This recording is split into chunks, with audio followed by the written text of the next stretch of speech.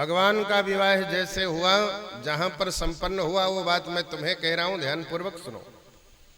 सत्राजित नाम का एक प्रतापी व्यक्ति जो भगवान सूर्य का अनन्य भक्त था, एक पैर से जाकर के खड़े होकर के साधना करने लगा, और जैसी साधना सिद्ध भई तो भगवान सूर्य सामने प्रकट है गए।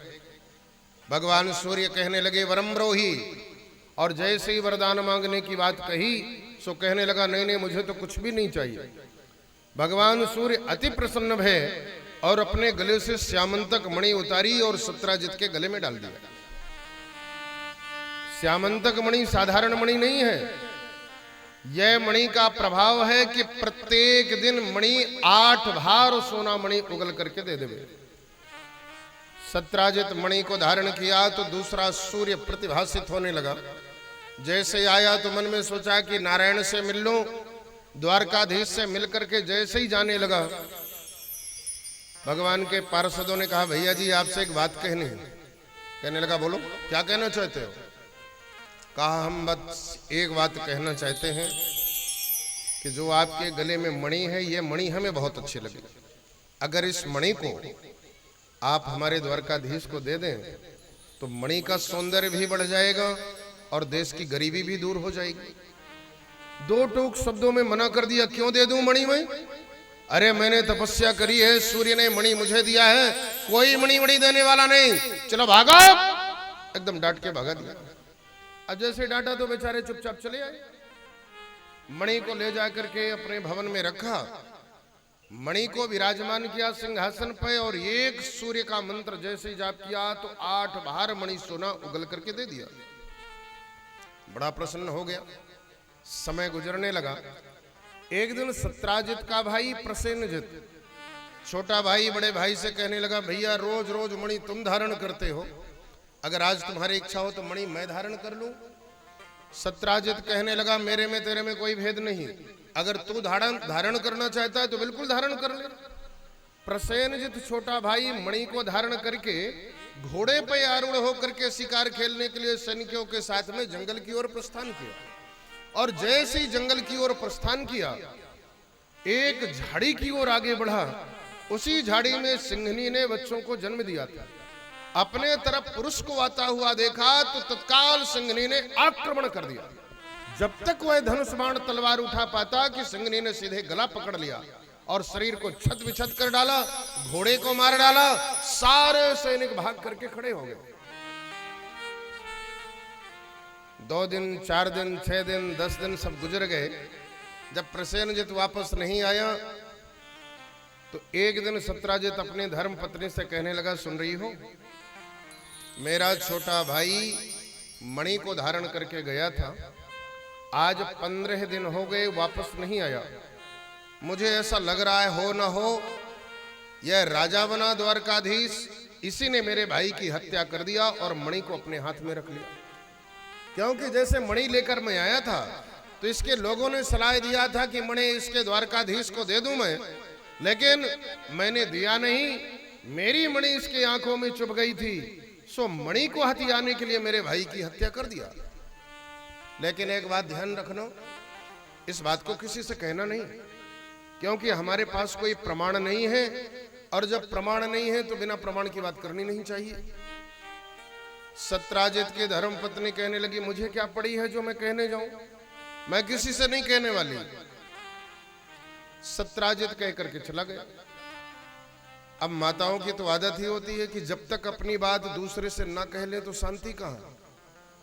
पंडाल के तले दुनिया की जितनी पंचायत होगी 10 साल पुरानी, 10 साल बाद हो सबसे बड़ी चुनाव की बात, किसी के घर में अगर कोई चुनाव लड़ा है, पूरी हिस्ट्री। अब बेचारी वो 2-4 दिन चुप रही। 2-4 दिन के बाद में वो पड़ोसन के घर में गई। अब मन में सोचे बताऊं कि न बताऊं, बताऊं कि न बताऊं। तो माताओं की आदत होती है कि एक दूसरे की आंखों से बात कर लेती हैं। वो पड़ोसन ने कहा तुम मुझसे कुछ बात छुपा रही है, कैसी सहेली है? अब कहने लगी अगर तू पूछ ही रही है तो मैं बता रही हूं, लेकिन किसी से कहना नहीं।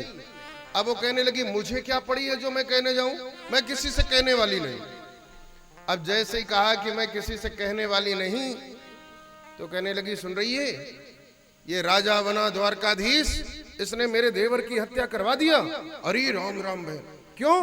एक मणि को हथियाने के लिए। मणि इसके लोगों ने हमसे मांगा था, हमने मना कर दिया। अब जैसे हमने मना किया बहन, तो इसके मणि गड़ गई और इसने एक क्षण में मेरे देवर की हत्या करवा दिया और मणि को सीधे घर में रख लिया। अब हम गरीब लोग हैं, हमारे पास प्रमाण तो है नहीं। अब बिना प्रमाण के अगर हम कहेंगे भी तो कोई हमारी बात सुनने वाला है नहीं। बहन, इस बात को किसी से कहना नहीं। अब पड़ोसन कहने लगी जैसे तूने नहीं कहा तो ऐसे मैं क्यों कहने वाली, मेरे को क्या पड़ी है, मैं किसी से नहीं कहूंगी। अब बेचारी 2-4 दिन वो भी चुप रही। अब वो भी पड़ोसन के घर गई, कहने लगी सुन रही है, उसके देवर को ये द्वारकाधीश ने मरवा दिया। अरे राम राम, क्यों बहन? एक मणि को हथियाने के लिए। करणे करणे जपन जनः, 2 कान से चौथे, चौथे से छठे, छठे से 8वें, पूरे नगर में ये बात फैल गई और सारे लोग भगवान को गाली देने लगे। बचपन का चोर, अरे जब छोटा था तो माखन चुराता था, चीर चुराता था, दही चुराता था, तब बड़ा आनंद आ रहा था। चोरी की आदत लग जाए फिर छूटती नहीं है। आवाज मणि हथियाने लगा। जैसे ही बलदाऊ जी के कानों तक आवाज पहुंची, तत्काल क्रोध में भर गए, हल और मूसल उठा लिया। दुष्ट, राजा के ऊपर उंगली उठाने का तुझे इतना बड़ा अधिकार? मैं जा करके तेरे घर को ये उजाड़ दूंगा, आज तुझे मृत्यु दंड दूंगा। और जैसे हल मूसल उठाकर बलदाऊ जी आगे बढ़े तो भगवान ने चरण पकड़ लिया। नहीं नहीं दाऊ, आप ये क्या कर रहे हो? अगर आपने उसे मार दिया तो बात सिद्ध हो जाएगी कि प्रसेनजित की हत्या मैंने ही किया है। इसलिए आप बिल्कुल घर में बैठिए। इसका निवारण, मेरे ऊपर चोरी का कलंक लगा है तो चोरी के कलंक को दूर करने का प्रयास मैं करूंगा। बलदाऊ जी चुप हो गए। अब कल्पना करो, भगवान पे चोरी का कलंक लग सकता है, सारी प्रजा के लोग गाली दे सकते हैं, तो हम कौन से खेत के मूली हैं? हमारे पे कलंक लग जाए, हमें लोग बदनाम कर दें, हमारे पे चोरी लगा दें, तो ये कोई बहुत बड़ी चीज नहीं है। जब भगवान पे लग सकता है, साक्षात श्री हरि पे, तो दुनिया का कौन सा व्यक्ति ऐसा है जो कि दुष्कृत नहीं करता है? अरे चोरी का कलंक तो लग ही जाएगा। भगवान कई सैनिकों को, ब्राह्मणों को, बुजुर्गों को, सचिवों को, मंत्रियों को साथ में लेकर उसी दिशा की ओर आगे बढ़े जिस दिशा में प्रसेनजित शिकार खेलने गया था।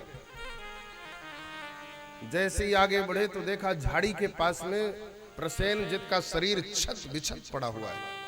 कहीं पे धड़ पड़ा है, कहीं पे सर पड़ा है, कहीं पे हाथ पड़े हैं, राजमुकुट पड़ा है, घोड़ा मरा पड़ा हुआ है। भगवान समझ गए कि ये तो प्रसेनजित है और ये इसका घोड़ा है, लेकिन इसको किसने मारा? चारों तरफ घूम करके देखा, भगवान को सिंह के पंजे के निशान दिखाई दिए। तो भगवान समझ गए, हो न हो ये सिंह ने ही इसकी हत्या किया है। भगवान उसके पंजे के सहारे आगे बढ़े तो देखा कि सिंहनी भी मरी पड़ी हुई। अब इसको किसने मारा? चारों तरफ से गौर किया तो भालू के पंजे के निशान।